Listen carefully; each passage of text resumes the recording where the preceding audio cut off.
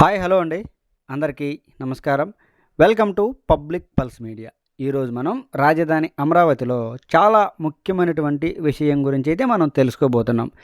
ఒక డెవలప్మెంట్కి భూ సమస్య తొలగిపోతున్నటువంటి పరిస్థితి అయితే మనం ఈ వీడియోలో చాలా క్లియర్గా మాట్లాడుకుందామండి. ఏంటంటే రాజధాని అమరావతిలో ఈ 3 సీడ్ యాక్సిస్ రోడ్డు నిర్మాణానికి కొంత భూమి సమస్య అయితే ఉన్న సంగతి మనందరికీ తెలిసినదే. 12.5 ఎకరాల భూమి రాజధాని రైతులు ఇంకా ఇవ్వలేదు. ఈ 3 సీడ్ యాక్సిస్ రోడ్డు అనేది ఈ ప్రాంతాలలో నిర్మాణం అయితే ఆగింది. అయితే ఇక్కడ ఈ వీడియోలో మీ అందరికీ నేను క్లియర్గా తెలియజేసేటువంటి విషయం ఏంటంటే, ఇదిగోండి, ఇది ఈ 3 సీడ్ యాక్సిస్ రోడ్డే. ఈ కొత్తగా మట్టి పోసారు చూసారా, బ్రౌన్ కలర్ ఎర్ర మట్టి, ఇదంతా కూడా పక్కనే ఉన్నటువంటి ఈ అరటి తోట, ఇటువైపు కూడా ఈ 3 సీడ్ యాక్సిస్ రోడ్డు అనేది ఇంకా నిర్మాణం చేయవలసి ఉంది. అయితే ఇక్కడ కొంతమంది కార్మికులు, రైతులు మనం చూడొచ్చు, ఆ చేలో నుంచి కర్రలు మోసుకుంటూ బయటికి రావడాన్ని మనం చూడొచ్చు. ఎందుకండి ఈ విధంగా ఆ చేలో నుంచి కర్రలు అవన్నీ కూడా బయటికి తీసుకొచ్చి పొలాన్ని ఖాళీ చేస్తున్నారు ఏంటి అని నేను అడిగితే, ఆ రైతు చెప్పినటువంటి విషయం ఏంటంటే, ల్యాండ్ పూలింగ్లో ఈ ప్రాంతంలో ఇదిగోండి చుట్టూతా ఉన్నటువంటి ఈ ప్రాంతంలో 8 ఎకరాల భూమిని రాజధాని అమరావతి నిర్మాణం కోసం ఇవ్వడం జరిగిందండి. అందువలన లాస్ట్గా పంట అయితే చేతికి వచ్చేసింది. అందువలన ఇక ఈ పొలాన్ని ఖాళీ చేస్తున్నాము, ఖాళీ చేసి ఈ భూమిని అమరావతి నిర్మాణానికి ప్రభుత్వానికైతే ఇచ్చేయడం జరుగుతుంది అని ఆ రైతు మనకి వివరంగా చెప్పడం జరిగింది. అంటే ఈ 8 ఎకరాల భూమిని ఖాళీ చేస్తున్నారు కదా, ఈ 8 ఎకరాలలో ఈ 3 సీడ్ యాక్సిస్ రోడ్డు కూడా కొంత భాగం నిర్మించవలసి ఉంది, రోడ్డు నిర్మాణం చేయవలసి ఉంది. అందువలన ఈ వీడియోని మనం ఈ 3 సీడ్ యాక్సిస్ రోడ్డు నిర్మాణం కోసం ఖాళీ చేస్తున్నటువంటి భూములు అని మనం టైటిల్ కూడా పెట్టడం జరిగింది. అందువలన ఈ ప్రాంతంలో చుట్టూ ఉన్నటువంటి ఈ ప్రాంతంలో 8 ఎకరాలు, ఒకేసారి 8 ఎకరాలు ఖాళీ చేస్తున్నారండి. ఇదిగో కార్మికులు మనం చూడొచ్చు, కూలీ వాళ్ళు, వీళ్ళంతా కూడా అరటి తోటలో నుంచి కర్రలు అవన్నీ, ఆ కర్రలు అవన్నీ ఎందుకంటే అరటి చెట్టుకి సపోర్ట్ కోసం ఈ వెదురు కర్రలను అయితే సపోర్ట్గా పెడతారు. పంట చేతికి వచ్చేసింది కాబట్టి వాటన్నిటిని తీసివేసి పొలాన్ని ఖాళీ చేస్తున్నారండి. అయితే ఇంకా భూ సమస్యలు అయితే చాలానే ఉన్నాయి. అవన్నీ కూడా ఒక్కొక్కటిగా తొలగిపోతూ ఉన్నాయి. ఏపీసీఆర్డీ అధికారులు మరియు ప్రభుత్వం వీరందరూ కూడా నిరంతరం రైతులతో చర్చలు చేస్తూనే వారిని ఒప్పించే ప్రయత్నం అయితే చేస్తున్నారండి. ఎవరిని నొప్పించకుండా, ఇబ్బంది పెట్టకుండా భూములు తీసుకోవాలనేదే ప్రభుత్వం యొక్క లక్ష్యం.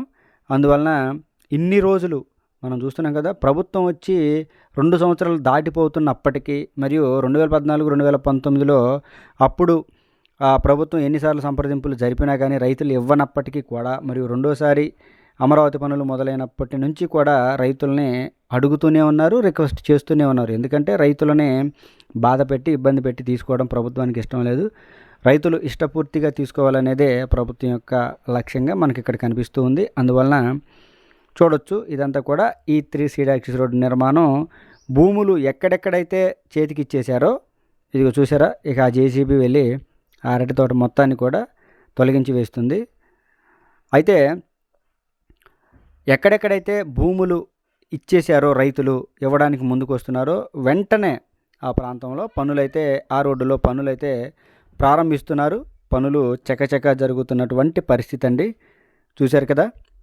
అయితే ఏదైతేనేమంది, ఈ 3 సీడ్ యాక్సిస్ రోడ్డు నిర్మాణం కోసం పనులైతే ఒక్కొక్కటిగా, ఈ భూమి సమస్యలు ఒక్కొక్కటిగా తొలగిపోతున్నాయి అని మనమైతే ఈ వీడియో ద్వారా క్లియర్గా తెలియజేస్తున్నాం. దూరంగా కరకట్ట ఉంది కదా, కరకట్ట వెహికల్స్ వెళ్తున్నాయి. ఇక తర్వాత ఇదే వీడియోలో అండి మనం రాజధాని అమరావతిలో నోవాటల్ గురించి మనం అయితే సమాచారం చూద్దామండి. ఏంటంటే మనల్ని కామెంట్ రూపంలో కూడా చాలామంది అడిగారు, హోటల్స్ గురించి మాకు అప్డేట్ ఇవ్వండి అని. అయితే మనం ఈరోజు నోవాటల్ దగ్గరికి రావడం జరిగింది. ఇక్కడ పరిస్థితిని చూసినట్లయితే పనులు ఆశాజనకంగానే జరుగుతున్నాయని మనం అయితే క్లియర్గా చెప్పుకోవచ్చు. చూసారా, ఏదైతే ఈ నోవాటల్ ఉందో ఒక కన్వెన్షన్ మరియు హోటల్ భవనం, 21 అంతస్తుల భవనం అయితే నిర్మాణం జరుగుతుంది. దానికి సంబంధించినటువంటి డబల్ బేస్మెంటు, ఇది చాలా పెద్ద ప్రాజెక్ట్ కాబట్టి డబల్ బేస్మెంట్ నిర్మాణం చేసి దానిపైన హోటల్ నిర్మాణం చేస్తారండి. ఇక్కడ మనం చూడవచ్చు, ఇదంతా కూడా డబల్ బేస్మెంట్కి సంబంధించినటువంటి వర్క్. చూసారా, కాంక్రీట్ వేసి కాంక్రీట్ పైన మరలా ఈ విధంగా ఐరన్ వర్క్ చేస్తూ ఉన్నారండి. ఐరన్ వర్క్ చేసిన తర్వాత దీనిపైన స్లాబ్ వేసేసి ఇక ప్రధానమైనటువంటి హోటల్ భవనం నిర్మాణం చేస్తారు. కార్మికులు చూసారా ఎంతమంది పనిచేస్తూ ఉన్నారో. పనులు చాలా చకచకా జరుగుతూ ఉన్నాయండి. నోవాటల్కి సంబంధించి క్లియర్గా చూడొచ్చు, కార్మికులు పనిచేస్తూ ఉన్నారు ఇదంతా. అంతేకాకుండా ఈ నోవాటల్ లొకేషన్లో ఎప్పుడైతే కాంక్రీట్ పనులు మొదలవుతాయో కార్మికులు చాలా ఎక్కువ మంది అవసరమవుతారు. ఎందుకంటే ప్రధానమైనటువంటి హోటల్ భవనం నిర్మించాలి, అదేవిధంగా ఒక భారీ సైజులో కన్వెన్షన్ సెంటర్ కూడా నిర్మించవలసి ఉంటుంది. అందువలన కార్మికులు ఇప్పుడున్నటువంటి కార్మికులు సరిపోరండి.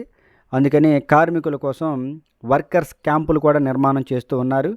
ఇక్కడ మనం చూడొచ్చు, నోవాటల్ లొకేషన్ని ఆనుకొని రైతులకు ఇచ్చే రిటర్నబుల్ ఫ్లాట్స్ ఒక పక్కన ఉంటాయి. ఈ రెండింటిని వేరు చేస్తూ జోన్ నెంబర్ 7లో ఒక డబల్ రోడ్ నిర్మాణం అయితే చేశారు. ఇది జోన్ నెంబర్ 7లో ఉన్నటువంటి పరిస్థితి. రోడ్లన్నీ కూడా తుది దశకు చేరుకున్నాయని మనం చెప్పుకోవచ్చు. ప్రధానమైనటువంటి వర్కులు ఏంటంటే అండర్ గ్రౌండ్ డ్రైనేజీ మరియు భూగర్భ కేబుల్ వ్యవస్థ పనులు. ఇవి కంప్లీట్ అయితే రోడ్డు నిర్మాణం చేయడం అనేది చాలా వరకు పూర్తయిందని మనం చెప్పుకోవచ్చు. చూసారా, నోవాటల్ లొకేషన్ పక్కనే ఈ విధంగా డబల్ రోడ్ నిర్మాణం చేశారు. జోన్ నెంబర్ 7లోనే ఈ నోవాటల్ నిర్మాణం అయితే జరుగుతూ ఉన్నటువంటి పరిస్థితి.